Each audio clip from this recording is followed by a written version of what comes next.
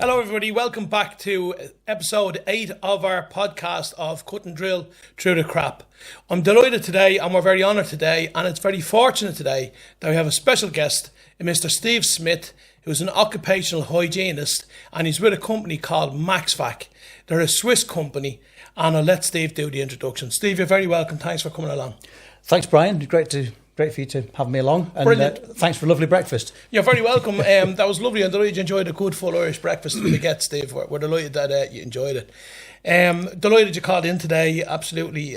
You didn't even plan for this, so I appreciate you. A lot of people would be fairly nervous about getting on a podcast. So let's get into the nuts and bolts of things, Steve. Fill us in your background. How did you get involved in specialist dust management? We started off with our own hire company, a plant and equipment hire company, about 45, 50 years ago. When I was a kid, I grew up in the business, and then we got involved in dust control as part of that. So I've been in dust management for probably about 30 years now. I joined MaxVAC as an occupational hygienist about 5 years ago. And since then, I've been very heavily involved in specific industries like a lot of food industry, pharmaceutical, construction, where obviously silica is prevalent. We do quite a lot in mining and quarrying. Very good. And obviously silica is a big thing at the moment, but silica isn't present in the likes of, say, flowers. I know from years ago supplying machinery into the mills and so on, and the milling processing plants. Combustion, obviously, formed by flour and remnants of flour is a big thing. So with that's another area for to use vacuum. So fill us in on some of the interesting jobs you might have been on where you've used vacuums. What, in relation to silica? No, in relation to, say, flour. So flour, yeah. There's no silica in flour. No. Flour from bread, for instance. So one of the main issues with flour is the fact it's combustible, but it's also explodable. Okay. So you've got to have intrinsically safe equipment, which is normally has to be ATEX rated or ATEX certified. ATEX is the European regulation for equipment for use in explosive atmospheres. So we have some very, very interesting jobs where we're extracting flour dust from processes. It might be where they're either hand mixing dough, or they're spreading flour onto loaves before they go into the ovens or whatever. There's all sorts of applications. Large hoppers that are dumping flour and flour improver mixes into mixing bowls and that sort of thing. You get a great plume of dust come up, and we just have to capture that. And one of the main issues is not so much the environment created within the room itself, it's the environment inside the vacuum cleaner. So whilst you might not actually have a hazardous zone created externally, the vacuum cleaner actually creates its own naturally hazardous zone inside itself because of the concentrations of dust in it. So you get dust swirling around inside the metal bin. If you get a spark generated by some static electricity or whatever, then the factory goes up. Okay. So brewing processing would probably be similar to using the likes of grains and hops and other elements. And obviously then you'll have the likes of other reactive agents for brewing processes. So is the dust, so although today is a special on silica dust, which is going to be quite serious, there might be a few jokes along the way, but we'll try and keep it as serious because it is a serious topic at the moment. And we've been very prevalent in our campaigns and social media in pushing this. But besides silica dust, when you get on to silica in a few moments, obviously more for our captive audience. So, but obviously people eat bread, and we understand now where bread comes from, and beer and so on. So is just silica dust dangerous, or other dust? If you ingest, for instance, dust for making bread, is that dangerous? Is it hazardous to me, or is it just because it causes an explosion? No, it's all hazardous. And I actually go probably one stage further than a lot of people, because I say that all dust, irrespective of what it is, all dust is hazardous. And I base that on, there's a guy back in the 1500s called Paracelsus, and he's sort of quoted quite a lot in our industry, quite a knowledgeable guy. And what he said was that it's not so much the dust, but the quantity of the dust that makes it the poison. Okay. So you might get a really, really mild sort of inert dust, but if you have enough of it, it's going to cause an issue. On the other hand, you might get a very, very highly toxic dust, and you might just take in the most minute bit, and it might not actually have any lasting effect, because the body does have its own defense mechanism which can handle toxins and hazardous, harmful substances going in. Okay. But there comes a point where the dust or whatever it is going into the lungs overcomes the body's natural defence. And that is when the trouble starts. So are all dusts dangerous, or is it just silica dust we be worried about? So certain dusts are what's called irritants, and that can cause sort of reactions and slight inflammation and cause allergies and that sort of thing. Other dusts are called sensitizers, and that's what actually causes chemical changes within the body. So if you get sensitized to something, even if you're not no longer exposed to it, that sensitivity remains. Whereas with an irritant, it's slightly different in that when the irritant has gone and you're no longer exposed to it, the effects of it calm down. So, okay, quarrying and mining, that's another area you've been involved in. Yes. Obviously. Like, what dusts would you be associated, obviously, with mining, for instance? You're talking metallic elements as well as carbon elements? Yes, mainly the mining we're involved in is stone and mineral. So a bit of metal. We work in the gold mines, but mainly it's limestone, salt, other things like that. So we do have silica present. Yeah. That's the main thing that we would worry about. But then there are other metallic dusts, like you say, and. Do you know what the really annoying statements to me is that I'm hearing on sites when I'm going around? Oh, that silica stuff, it's the new asbestos, isn't it? Silica's around long before asbestos. Asbestos is man-made, isn't it? No, asbestos isn't. It's not man-made. No, it's a very, very interesting question, that, because I know exactly where you're coming from. That it is slightly annoying when folk just say it's almost dismissive, saying it's the new asbestos. It always sounds a bit dismissive. They're trying to categorise it, and make it more familiar. The point is that actually silica and asbestos are related. They are both a silica mineral. Carcinogenic as well. Yeah, they're both carcinogenic, but they both got the same crystalline structure. Okay. And they react in similar ways inside the body. Okay. The only thing is, asbestos is a fibre, whereas silica is more of a dust particle. The only thing that makes the difference is that a fibre is a lot longer in relation to its width. Okay. That's the only difference. But from many points of view, they do act in similar ways, in the fact that they hook themselves into the lungs. The body's natural defence is unable to cope with them. They overcome the defences, and then the inflammation starts setting in, the scarring in the lungs. Somebody once described it as breathing in silica dust is like swallowing a bag of razor blades. Okay. So, like, if you can imagine what a bag of razor blades would do inside your lungs, it tears, it scars, and then the scars harden. Is that a sarcoid? Is that sarcoid is related to it, is it? So, sarcoid or sarcosis, have you heard of? Sarcoid is scarring of the lungs. Yeah, well, it's a similar thing. Okay. Because whenever you get scarring building up in the lungs then start to harden, and when they lose their flexibility, they then lose the ability to transfer the oxygen, and you get breathlessness. And it's a downward spiral from there. So it's a bit like TB. What I can't understand is we're going around, we're warning people, and for the last 15, 16 years, we've been really, really pushing. We've had dustless campaigns for silicosis, and even though we supply vacuums as part of our cutting resume and drilling resume and so on, we're trying to educate people. It's I have a dust mask. It's so just dismissed what you're going down to, and it's not just the case we're trying to sell. We want the customers to live longer, obviously, because we need them. We want them to buy more off us. But coming down to silicosis, it's a very, very serious topic, and yet it's disregarded on site. I have a vacuum or I have a dust mask. But I ask people how they actually give out the dust masks, and I just give the lads a box in the van.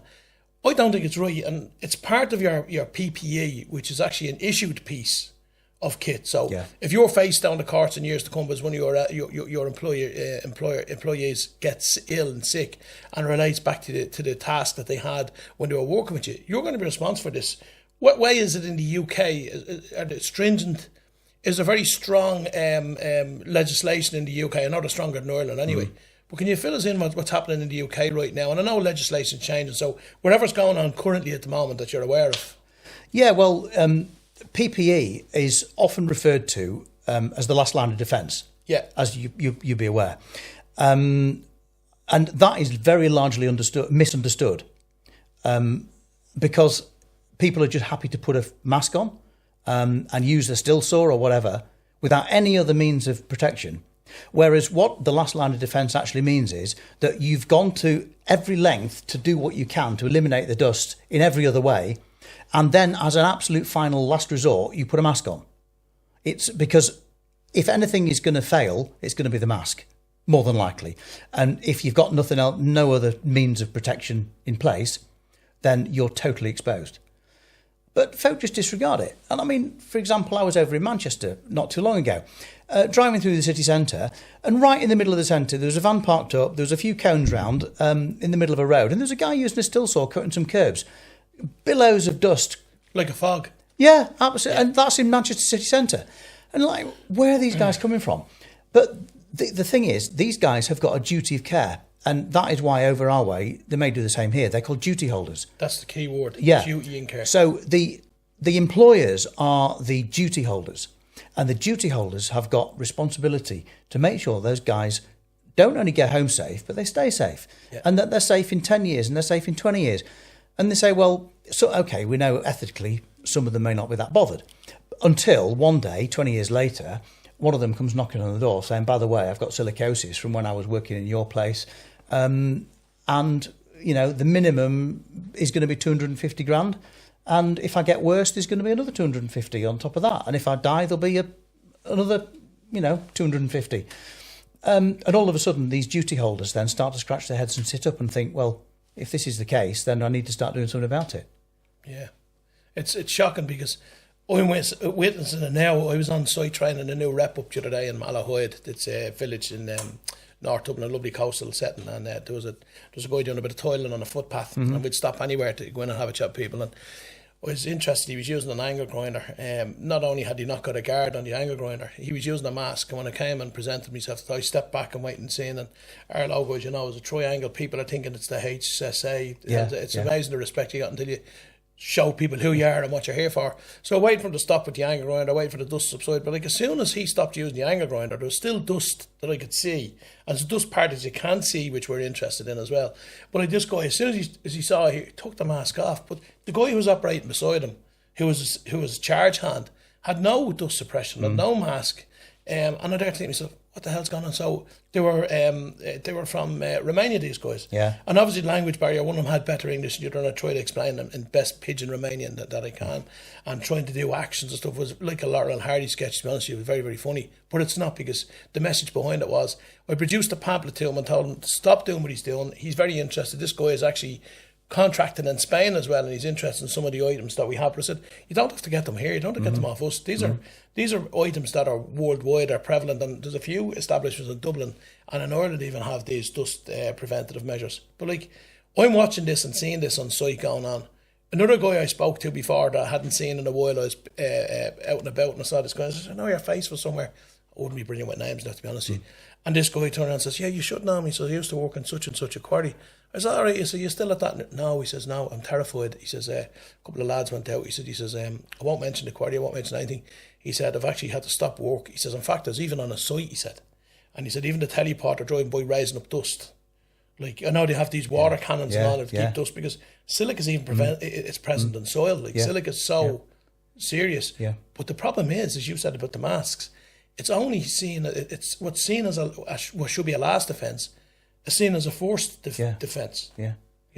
So you should either remove the dust by vacuuming or suppress the dust by water. And that's why I'm glad you called in today, because it's so a difficult topic to get across to people. And it's not about just making money. In the UK, like you're saying, I was only over there last week as well. I was over there for a bit of business, but I was watching, like, you're so advanced in many, many ways now. We are catching up on it, but legislation is changing. But getting back to the vacuums at hand, we only discussed this earlier on. Yeah. The amount of vacuums, we sold more vacuums than we have spare parts, moving spare. What I mean by that is filters. Yeah. Customers are buying vacuum. What are they doing? They're not coming to us for filters. They're not going online. They're not buying bags off us, replacement bags. Is that an issue in the UK as well? Yeah, I'll tell you exactly what they do. Yeah. They buy a vacuum, right? And they're very chuffed with themselves because they've got this vacuum. And the duty holder ticks a box because he's supplied them with the vacuum, and all the records are all straight, and everybody's happy. So it goes to site. The first thing they do is they think, the suction's not very good, so they take the bag out because they've filled the bag up. So they take the bag, they chuck it away. They don't bother replacing the bag. The filter gets completely kelted up with stuff.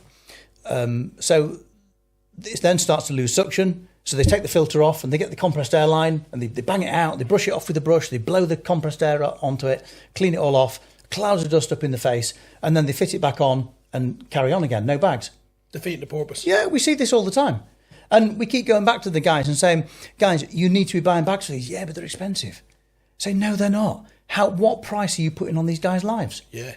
How much is a lung replacement? Yeah. And okay, so if they're not bothered about that, you have to twist it the other way and say, so it's how much are you prepared to have your profits damaged by claims in 20 years' time or 10 years' time? Or, hey, this guy's even coming out with silicosis after 3 or 4 years now. It's coming, the time limit, the latency is coming down. So 5 years' time, you might be getting claims. But young guys are dying from this. Yeah. They've actually, in fairness to it, the Australians, they're miles ahead. Yeah. They banned quartzite and quartz Yeah. in kitchen manufacturing. Yeah. There's a 38-year-old man died. It was publicly all over Facebook. 38-year-old. Yeah, I know. This is something you'd expect somebody in their 60s or 70s to be. Well, I was with Joe Feary, who's the professor that did the research on that particular case. I had a bit of a conference with her just a few weeks ago. Yeah, very, very interesting. A lot of the research they're going into, but those time scales are coming down, where the concentrations of silica in some of these engineered materials are so high that it's when we were seeing exposures turning into silicosis and other things in 20 years, it's now 2, 3, 4 years. But I can't understand. So the processing of quartzite and so on, particularly when you go to these workshops, because we did an awful lot with the kitchen fabricating worktop guys and headstone guys. So what's happening is that they have these big wet saws. So the saws are wet saws cutting the quartzite. All of a sudden there's been a big transition from going from wet polishing and grinding to dry polishing and grinding. Like, I can't understand, but you get a much better finish with wet than you do with dry, but it's probably the clean up and the slurry. So obviously in the UK is a legislation for slurry going down drains and slurry separation and so on, and it's the EPA haven't really looked at that over here, and they should be for slurry separation. I know car drillers on site are turning more to dry drilling, but you have to use it with a very, very good dry vacuum. It's using a pulsing system. It's micro percussion, by the way, but you have to use specialist dry down bits for it. The thing is that the key is to the vacuum. If you don't have a good vacuum, it's not going to work. You've just you can use them in hospitals and other sensitive environments. But it's a very interesting conversation we're having, because there are dust shrouds available for every power tool, even including jackhammers, angle grinders, drills, core drills, disc cutters.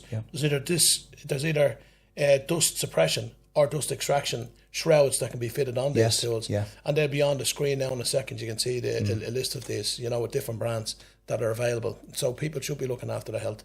But we should be following more. Should we be banning more products, or should we be making people more aware? I think granites and quartz worktops look fabulous and headstones. But they still have to be processed. Is it a matter of re-educating people? Hang on a second, dry necessarily probably isn't the best way.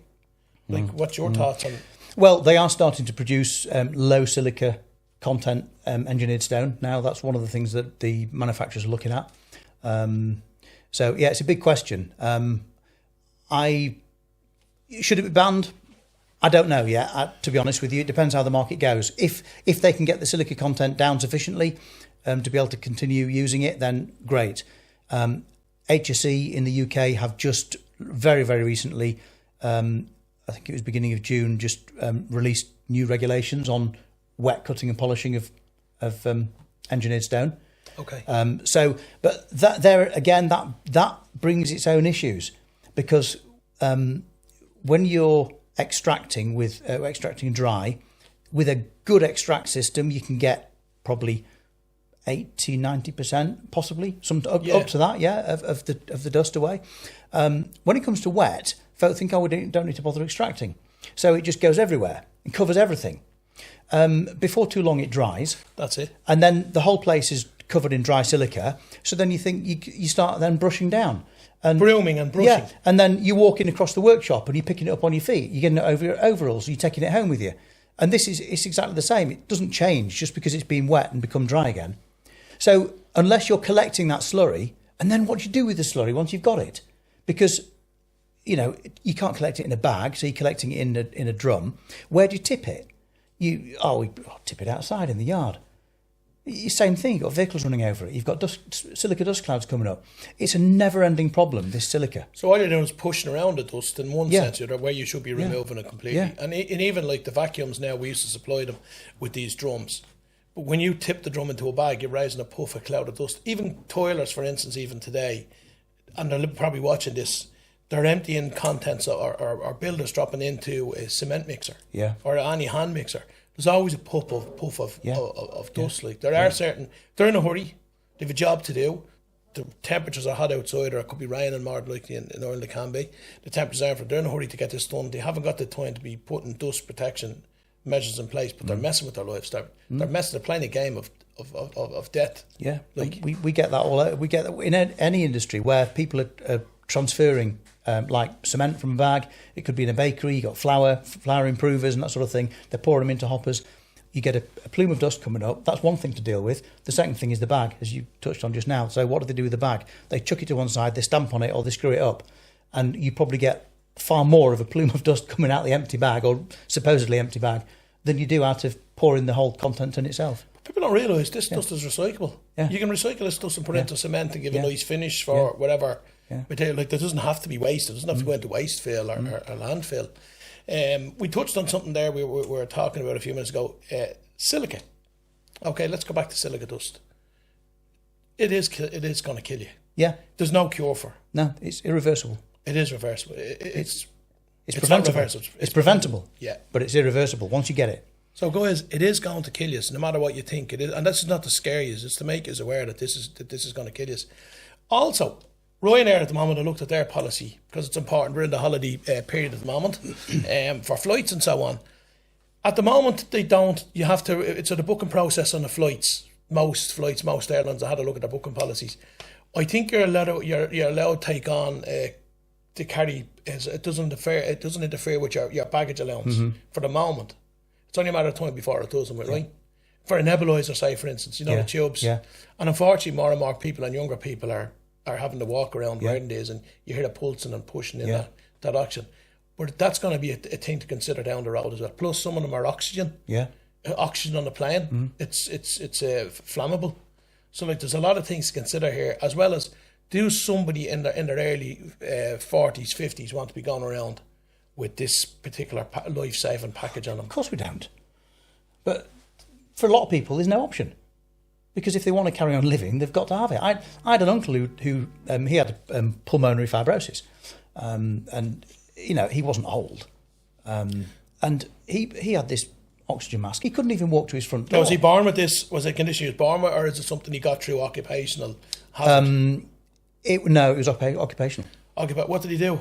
He worked on diesel engines, so it was likely to be diesel fumes, which is another thing that we get heavily involved in. Yeah. And another story which I think will interest you is so a couple of friends of mine, they're quite a bit older than me, but they're brothers, and one of them, the younger one, the older one, he developed mesothelioma from asbestos. Some of the names you're coming out with, yeah, some of the words I couldn't even. So, I struggle with it myself. Yeah, so you're good at it though, because you're English. So he went to work for a builder's merchant for 6 months when he left school, when he was 16.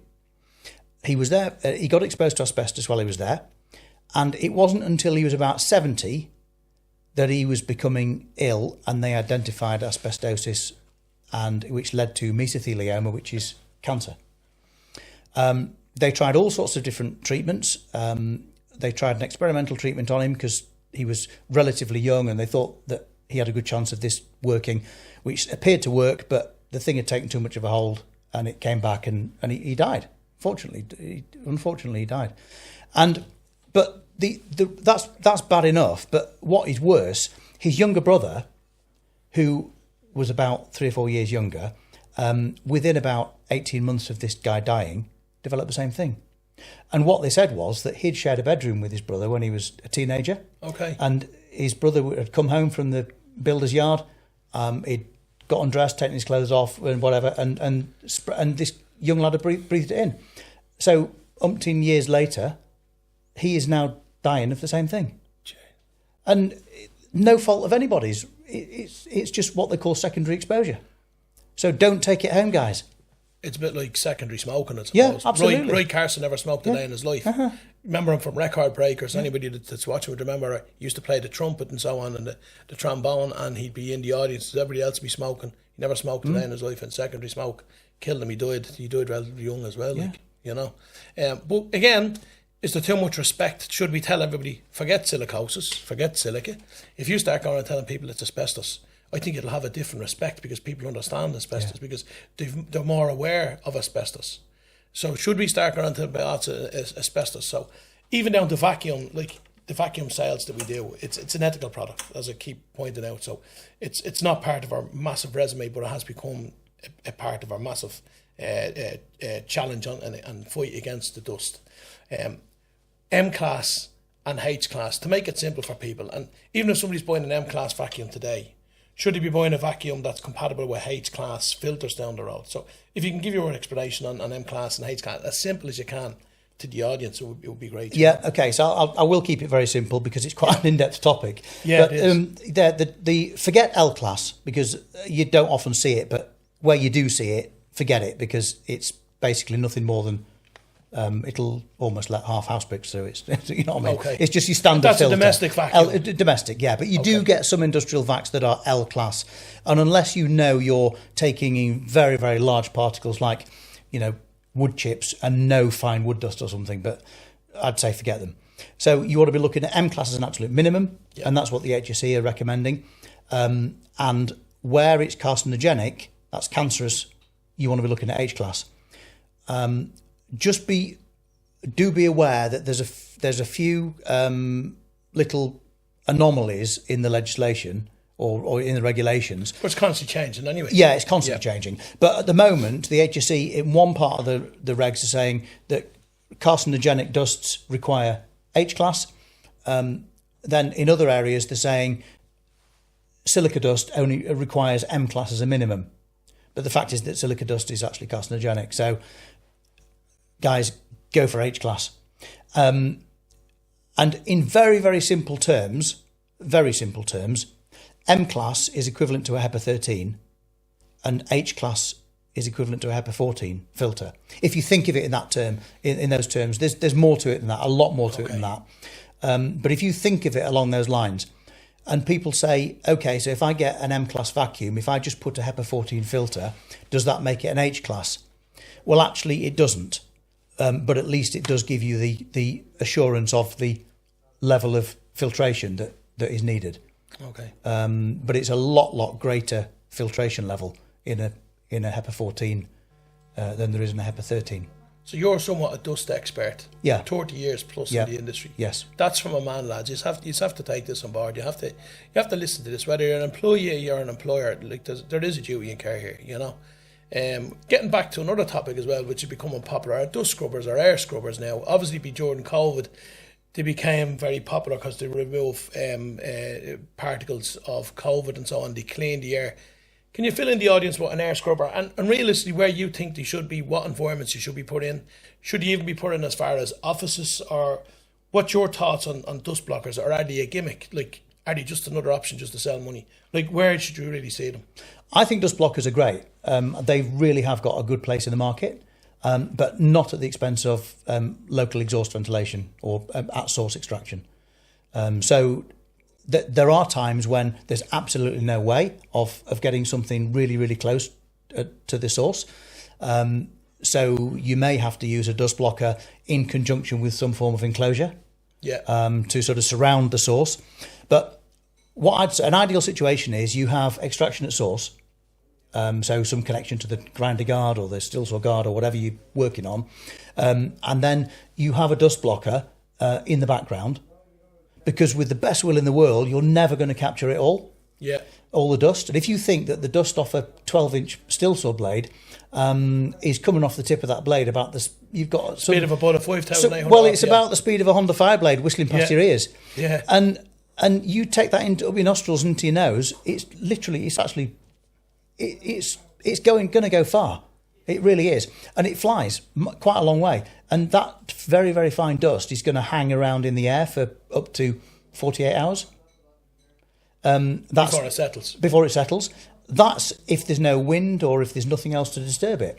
But often with air currents and whatever, it can remain in the air for days before it finally settles out. But it's funny, no matter how many times you clean, like for instance, like and people who have bought a new build house, long after the house has been handed over, for weeks later, a couple cleaning a countertop, they might have to clean it twice, 3 times in a week, and it's dust that's remaining from the contractor was in either sanding and filling in and studded partitions, painting them up and wherever else and sanding. Like even long after, and you've cleaned it 2 or 3 times, dust will still come back. That's what dust blockers are for. So when dust is in the air, am I right in saying we're sitting here at the moment, there's dust in this air, whether it's human dust, whether it's dust from outside from traffic, wherever it's dust, you can't really avoid dust. A dust blocker, so dust is actually travelling this way, it's travelling that way, it's travelling up, it's travelling down, it's all around us. There's nothing really you can do. So a dust blocker in that sense, we're taking out those extra hazardous pieces. What size dust blocker? This room here is probably what? 3 meters, 5 meters by 8 meters. Mm-hmm. What dust blocker would you recommend for in here? DB900 or something like that? No, it wouldn't need anything like a DB900. One of the small 450s in the Sustainer box would be absolutely ideal for a room like this. And they're on caster wheels. The little Sustainer box one isn't, but well, we've been supplying DB900s because obviously we'd rather be covered for it than under. Yeah, the 900 is a good unit. Yeah. And there's 2 models of the 900. You can get the one with the speed control on it as well. Okay. So that's good. And then there's sensors on these as well. Yeah, there are. And if people go home in the evening, say from a site, should they leave the dust blocker on, or do they plug it out when they're? Should they only put it on when they're walking? Because they'd be like, should they leave it on all night? Yeah, leave it on. Turn it down. If you get the one with the speed control, they are silent. They're very quiet. If you get the one with the speed control, turn it down. We get this question asked regularly with folk that are doing refits on housing units, where they might have tenants either side, and they're renovating a unit in between, and they literally turn the dust blocker down to its lowest setting and leave it running in the night, and it's no issue to the neighbouring tenants. They're that quiet. But the point is, if you don't leave it running, then you're not getting rid of that residual dust that you've been creating during the day. And where should you position it? Against the wall? Obviously facing out towards the area, or in the centre of the floor. The fact that they're portable, is it a good idea to move it around different parts on a floor, or do you just leave it static? I would tend to leave it static. Do bear in mind that wherever you put the dust blocker, it's going to attract the dust to it. Okay. So if you've got... Feel like your TV, you heat it, or computer screens, like you've got heat, anywhere you heat and static. Yeah, keep it away from there, because if you put it over by equipment and that, it's going to be drawing the dust in that direction. Okay. So keep it over towards where the dust is being created. If you've got an operator obviously working, make sure it's the dust blocker is the far side of the work, so that it's not trying to drag the dust past him. Okay. Past the operator. And obviously now we're talking about the health and safety end of things here. There's obviously the commercial side of things, where you're putting them into the likes of factories where you can't have static, and not just dust blockers, but other vacuums as well, where you go to the likes of Intel. Yeah, you can't even, like, you're vacuumed down. You've got special suits, anti-static suits, and so on. Like, what sort of filters is HEPA filters used in those places as well, or is that an upgrade? Is there higher than H class? There is higher than H class. Yeah, there's ULPA. ULPA, so HEPA is high efficiency particulate air filter. Okay. Then you've got the ULPA, which is I think it's ultra low particulate air filter. Okay. I think it is something like that. Very good. But then so it goes from the HEPAs are 13 and 14 grades. Then from ULPA you get 15 and onwards. So there's a lot of people probably watching this and thinking, well, you know what? I'll just go out and buy a HEPA filter vacuum, and I'm going to be compliant. Do you think they should rise above compliance and prepare themselves for, like, they shouldn't be just going, I'm compliant now, I'm grand? Yeah, compliance, compliance is like ticking a box. And somebody to me that says, am I compliant? I said, actually, you're asking the wrong question. Because, you should be going further. As a duty holder, you've got a duty of care to go absolutely as far as you possibly can. There's an expression used in UK, a LARP. You might have it over here, as low as reasonably practicable. Okay. That's the first time I heard that now. ALARP, Yeah. and it's just known as a LARP. And yeah, that's what it means, as low as reasonably practicable. And the HSE use it a lot in their recommendations and regulations and guidance. So it's our duty of care to go to bring levels down as low as reasonably practicable. And if you consider the exposure limits, I forget what you call them, but the OELVs over here, I think they are. I think so, yeah. Yeah, we call them WELS, WELs, workplace exposure limits. And we have this document called the EH40 that is issued by the HSE, and that gives you the max limits that you can, a body is known to be able to take in without it causing issues. For silica, for example, it's 0.1 of a milligram per cubic metre of air over an 8-hour period. That is a minute amount. But folk will say, right, okay, so as long as, if I do monitoring and as long as I've got that level, I'm safe and I'm okay, I'm legal, I'm compliant. Well, it doesn't work like that, because in actual fact, you're supposed to work to a benchmark figure. You say, well, okay, what's a benchmark figure? Well, that's for you to establish in your organisation. But as a sort of guide, a benchmark is around about 10% of the exposure limit. So whereas the limit for silica is 0.1, and just on that note, a lot of Europe is 0.05 of a milligram per cubic metre. Okay. And UK are looking towards, there's an awful lot of industry working towards that now, and I think it'll come into regs. So if you then think, if it does get a 0.05, the benchmark figure that we need to be targeting to is 0.005. So what are you calling compliance? It certainly isn't just working to the exposure values, which a lot of people think it is. So whoever's working for the HSA, and obviously the HSE in England, you're the executive or the authority. HSA in Ireland is the Health and Safety Authority. Yeah. Where in the UK it's the Health and Safety Executive. Yeah, correct. Whoever's working for that has to work it out, and they really need to know their stuff, because we're hearing in Channel and Thru there are changes coming. That's what we're hearing from high up, that and they've took on additional compliance officers that will go around and issue fines. Like, it's gas, because back in November we sold out of water dust suppression tanks for the first time ever, and we'd always have a good quantity on the shelves, because guys were getting fines of a couple of £1,000 and getting a rap on the knuckles from the HSE.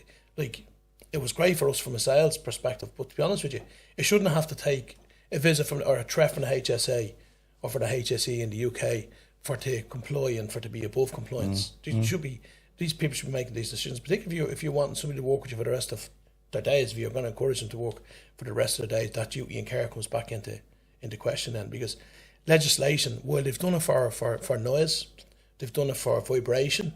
Obviously, they need to really seriously address the dust element. Yeah, no, they certainly do. And to be fair to them, I'm going to put a shout out for the HSE and the HSA guys, because they've got a tough job. They do. They're going out and facing guys who are angry, facing guys who don't understand, and facing guys who don't want to understand about workplace issues. And these guys are only actually out there to do a job, and what their job is to prevent illness in the workplace, prevent diseases, save life. Look, there's all sorts of challenges on site. Yeah. Look, from down to delivery times, down to restrictions. Yeah. If you're working at the city centre, getting deliveries in because you've got certain road closures or whatever else. And next of all, in the health and safety come on and top off their day by saying, listen, here, we're going to be a fine because you're not using the correct kit. You haven't got a water bottle even. But even the water bottles guys will have, they drag them, they're lazy, They'll use agency work staff that they haven't got the training in these. Some of the companies we deal with, Mesto in Germany, have created this instead of even having to pump the bottle up beforehand, it's a button you press. Yes. Fantastic. Yeah. And it gives the right 1.5 bar that you're required. Yeah. And you're not there having somebody standing there and smoking and pumping away. You're saving you're saving labour now as well, because this item is actually available and it's pressing and it's doing the compressing for you and giving you the right flow of water.